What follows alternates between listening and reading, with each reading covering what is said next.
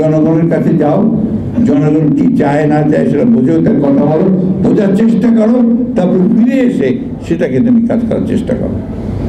এই যে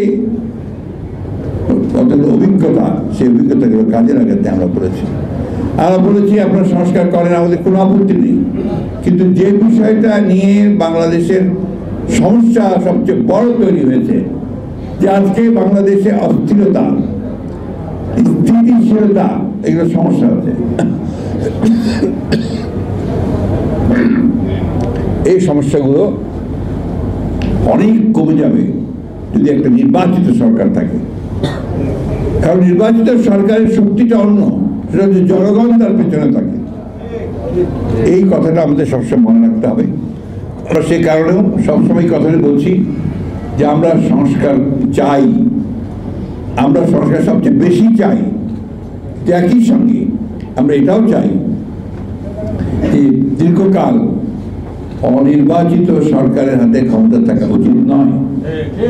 আজকে দেখুন দেশের সংকট বাড়ছে তো বাড়ছে, সবচেয়ে বড় সংকট হয়েছে সাধারণ মানুষের। চালের দাম এমনভাবে বেড়েছে যে সাধারণ মানুষের পক্ষে এখন চাল কেনাও অসম্ভব হয়ে যাচ্ছে। চাল, ডাল, তেল, লবণ, ডিম, মাছ, মুরগি, প্রত্যেকটার দাম বেড়ে গেছে। সাধারণ মানুষের জীবন এখন অতিষ্ঠ হয়ে গেছে।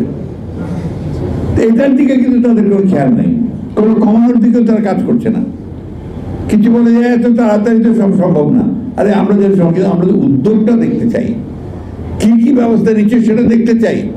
আমরা তো দেখলাম না যে ওনাদের বড় বড় যারা উপদেষ্টা আছেন বা দায়িত্বপ্রাপ্ত যারা আছেন তারা গিয়ে বাজারের মধ্যে, মাঠের মধ্যে গিয়ে তারা জিজ্ঞাসা করছেন, মানুষকে বোঝার চেষ্টা করছেন যে সমস্যাটা কোথায়।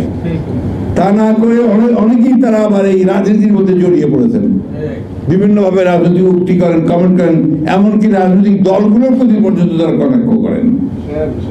এটা সঠিক নয়, এটা হওয়া উচিত নয়। আপনাদের সবসময় মনে রাখতে হবে যে আপনারা হচ্ছেন অন্তর্বর্তীকালীন সরকার। আপনাদের মূল দায়িত্ব হচ্ছে সংস্কার করতে চান, সংস্কার করবেন, সেই সঙ্গে একটা নির্বাচন করবেন যে নির্বাচনটা সকলের কাছে গ্রহণযোগ্য হবে। এটাই হচ্ছে এক প্রধান কাজ করে নির্বাচিত সরকারের হাতে ক্ষমতা হস্তান্তর করতে হবে। রাজনৈতিক দলগুলো আপনার প্রতিপক্ষ নয়, রাজনৈতিক দলগুলো আপনাদের সহযোগিতা করছে, সহযোগিতা করেই চলেছে।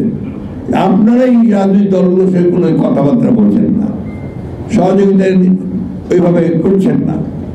আমি কথাটা এই জন্য বললাম যে এটাই হচ্ছে কিন্তু সবচেয়ে ভালো পথ, যেখানে আপনার জনগণের সঙ্গে এই সরকারের একটা আরো ঘনিষ্ঠতা সৃষ্টি হয়। আমি